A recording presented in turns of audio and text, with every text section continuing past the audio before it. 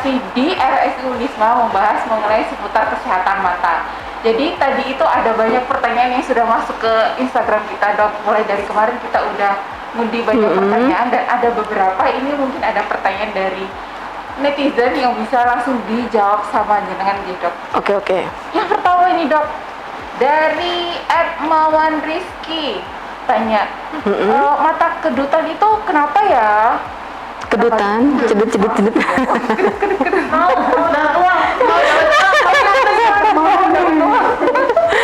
Kedutan ya. Mengaku ya.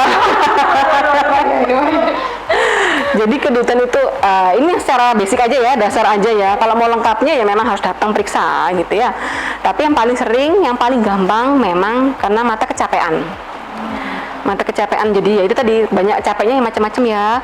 Tapi yang paling sering saat ini adalah online, membaca tiada henti, menonton tiada henti, bermain game tiada henti. Nah itu awas, gitu ya. Betul. Malah biasanya kalau sudah mulai kedutan itu artinya tuh daerah sini sudah lelah, gitu. Sehingga sampai akhirnya kena ke area sini juga. Paling sering seperti itu. Tapi kalau namanya saya nggak ngapa-ngapain kedutan, nah itu berarti ada kedutan yang jenis lain. Untuk lebih tepatnya nanti kita periksakan lagi. Ini kalau memang bukan ke arah ke mata, bisa jadi ke arah saraf, itu juga bisa kayak gitu ya. Jadi nggak apa-apa, mumpung ada keluhannya periksakan aja, nggak usah takut, cuman kedutan aja loh. Kalau misalnya ada penanganan pertama nggak buat kedutan, misalnya dikompres air hangat atau dikompres es, atau ya kalau misalnya sudah mengganggu tentu harus ke dokter ya. Kalau misalnya masih kedutan sekali 2 kali atau ada tips? Sekali 2 kali. Kalau sekali 2 kali biasanya nggak akan muncul pertanyaan, Mbak. Kalau benar sampai berkali-kali, sekali 2 kali paling cuma buat merem-merem gitu, nanti hilang-hilang sendiri. Ini kan capek ya. Tapi kalau ternyata terus sampai mengganggu tadi tuh, yang paling gampang ya coba istirahat, tidur, atau tidak buat aktivitas apapun yang dibuat baca-baca gadget ya. Tapi kalau masih terus muncul nggak hilang-hilang, bawain aja periksa. Kalau ada pertanyaan muncul kayak gitu biasanya udah berkali-kali tuh. Harus ke arah kami. Kalau Mawan penasaran, dokter prakteknya dari jam berapa? Mungkin nanti sore bisa langsung datang gitu. Sudah penuh kayaknya hari ini loh. Saya prakteknya setiap hari Selasa Kamis, Mbak. Selama pandemi ini dulu, sebelum pandemi sih Senin sampai Jumat. Selama pandemi kita berubah. Yang penting terjadwal kontrol gitu ya. Nanti saya siap Selasa dan Kamis jam 3 sampai jam 5. Selasa dan Kamis. Selasa dan Kamis. Bukan 3 pagi ya, Mbak. 3 sore sampai jam 5 sore.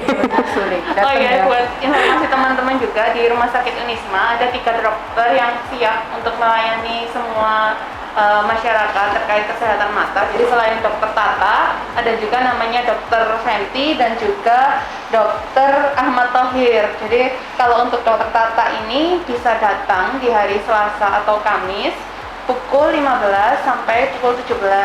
Jadi mulai jam 3 sore sampai jam 5 sore. Atau juga bisa melalui telemedicine, artinya kita konsultasi by online setiap Senin sampai Jumat mulai pukul 13.30 sampai 15.30.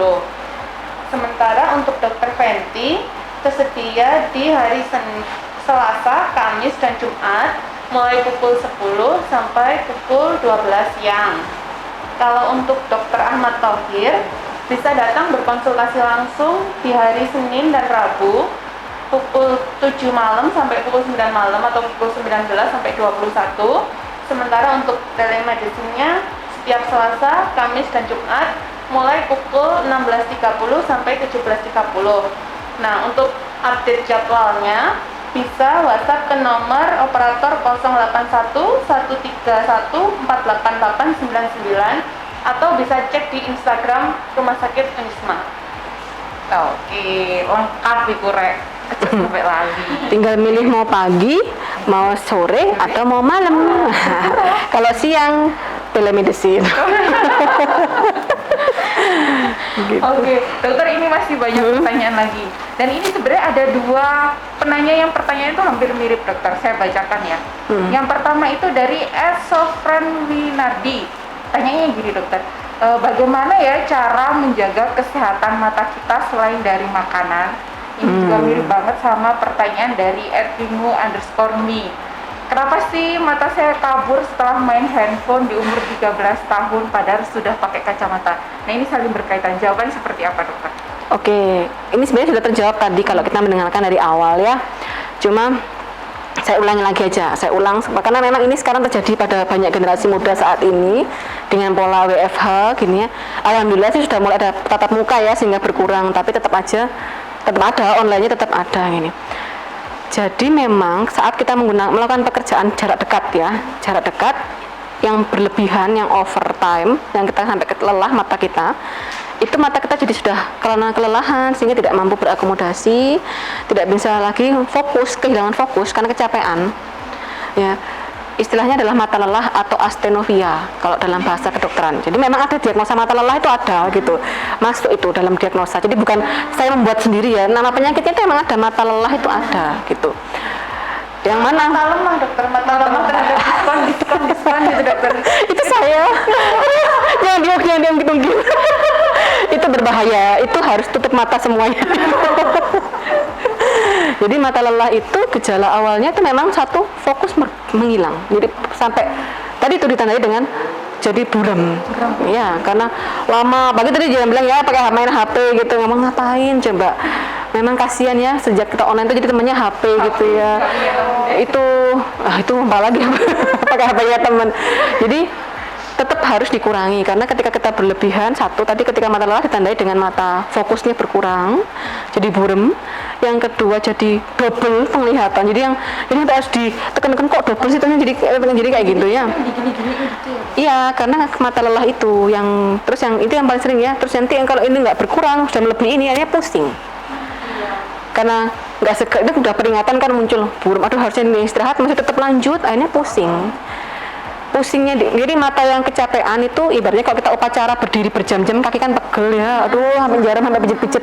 Kalau di mata itu keluhannya yang muncul, termasuk salah satunya juga kedutan juga bisa gitu. Tergantung nanti gimana modelnya, cuman dia permasalahan di area otot mata di sini. Jadi nggak boleh disepelein ya dok? Benar, nggak boleh. Nah, ini nyambung ke jawaban yang apa sih yang harus dilakukan ya untuk supaya mata tetap sehat, padahal sudah minum vitamin gitu. Jadi kesehatan mata itu dipengaruhi juga oleh lifestyle kita, gitu. Dari pola hidup yang sehat. Karena tadi dari mata turun ke hati itu bukan main-main. Jadi artinya dari mata ketika saya melihat kesehatan mata seseorang, itu saya sudah 80% bisa menebak gimana sih kondisi matanya gini. Apalagi kalau kita sudah lihat ke saraf mata ya, wah canggih banget itu. Sekarang tuh bahkan sedang dikembangkan alat yang untuk dengan memfoto saraf mata jebret gitu ya. Anak ini punya sakit jantung, punya sakit hati, punya sakit itu sekarang lagi dikembangkan memang gitu ya. Tapi memang kan orang-orang cuma taunya gini, kalau matanya mulai kuning berarti sirosis atau hatinya mulai terpengaruh atau apa. Itu yang umum ya, tapi sebenarnya sangat kompleks, lebih dari kompleks dari situ. Dari ketika saya lihat saraf mata pasien, saya bisa melihat ada kencing manis apa enggak, ada darah tinggi atau enggak. Jadi kadang malah pasien tuh nggak sadar kalau dia punya kencing manis, darah tinggi, baru setelah saya periksa, ini pasti ada masalah di sini. Saya periksakan baru tahu kayak gitu. Nah, tadi dari mata turun ke hati, memang itu bukan cuma peribahasa, tapi memang saya baru menyadari itu ketika saya sudah jadi dokter mata, bahwa memang itu secara fakta terjadi, gitu ya. Dan ketika saya membicarakan, loh ibu ini, bapak ini sebenarnya ternyata ada sakit ini juga, otomatis kan saya mau ngomong dengan pasien sebagai manusia juga akhirnya jadi hati ke hati juga. Nah, gitu. Kalau dokternya bisa ngomong dari hati ke hati, dari mata ke mata. Asalkan sebatas dokter dan pasien lah ya. Ya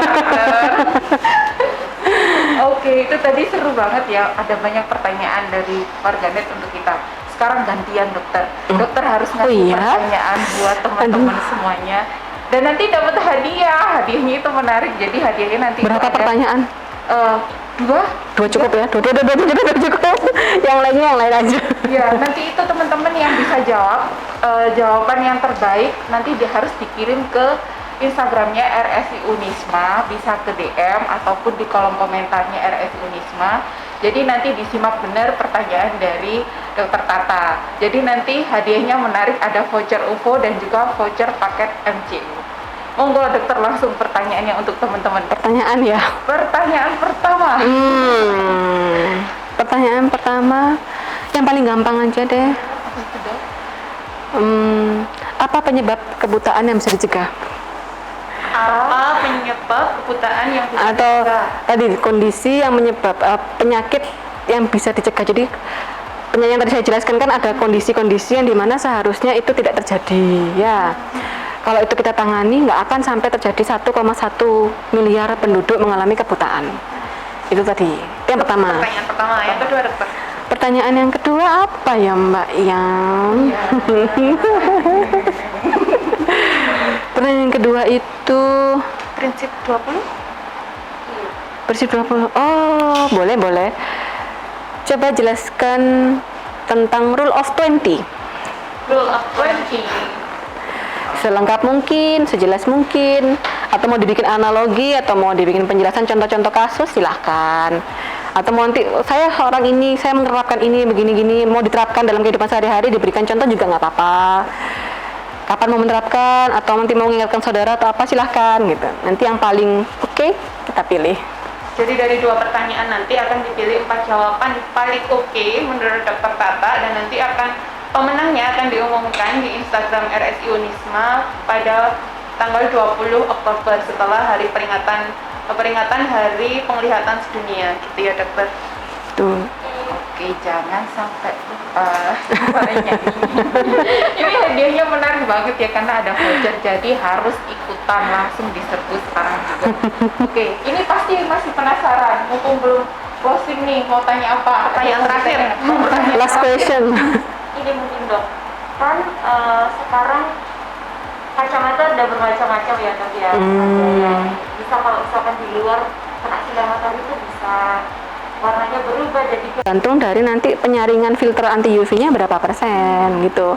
Jadi nanti ada yang 10, 20, 30 tergantung, sampai mau 70 nanti gelap sekali, pasti tergantung kebutuhan kita juga. Jadi nanti itu dari optik pasti mereka sudah punya pilihan. Semakin gelap maka yang disaring semakin banyak. Cuman ingat kalau bahwa kacamata saringan apapun ya, mau anti UV, mau nanti ternyata blue light filter yang katanya untuk kacamata gadget itu kan filter ya, tapi berarti kan masih ada cahaya yang masuk ke kita, bukan yang 100%. Kalau 100% berarti kan mati, artinya layarnya mati atau kita nggak lihat matahari gitu ya, kan kitanya mati ya, artinya kita nggak lihat matahari sehingga nggak kena UV, atau kita nggak lihat HP sehingga nggak kena blue light.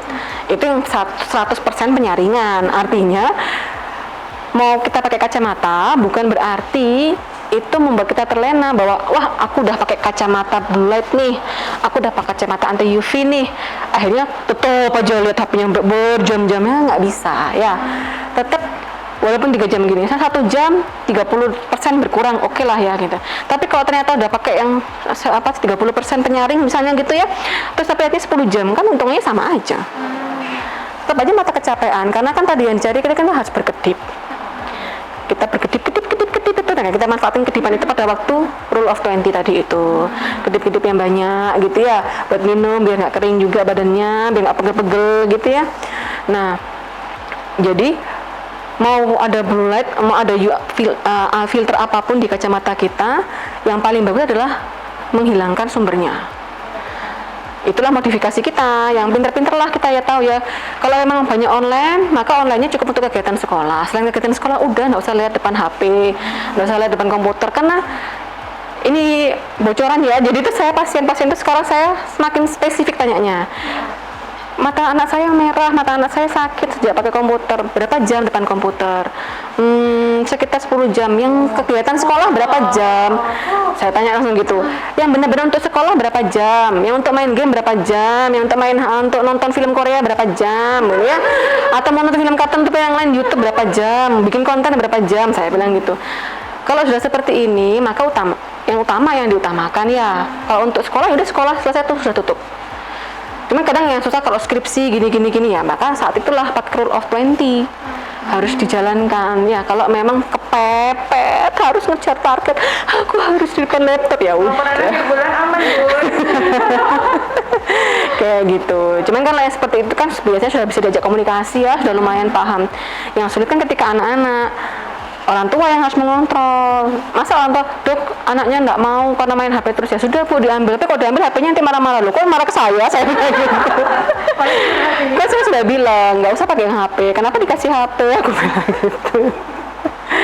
Gitu ya. cukup cukup. Terima kasih ya. Iya. Itu sebenarnya masih banyak pertanyaan kita dokter ya, mungkin kita bisa ketemu di episode-episode berikutnya. Boleh, kan, boleh. mengenai tentang tips menjaga mata dan lain sebagainya ya dokter ya. Semoga kita bisa Bisa. ketemu lagi. Ini tadi ya sesi kita bersama dengan dokter Tata di RSI Unisma membahas mengenai dengan kesehatan mata. Time Talk hari ini berakhir. Dan ada satu pesan dari dokter kita yang tadi jargonnya Oh itu temanya World Sight Day yang tahun ini ya. Temanya adalah Love Your Eyes, apa? Love Your Eyes. Jangan lupa ya, Jangan takut berobat. takut berobat. Sampai jumpa di episode-episode berikutnya. Cintai matamu.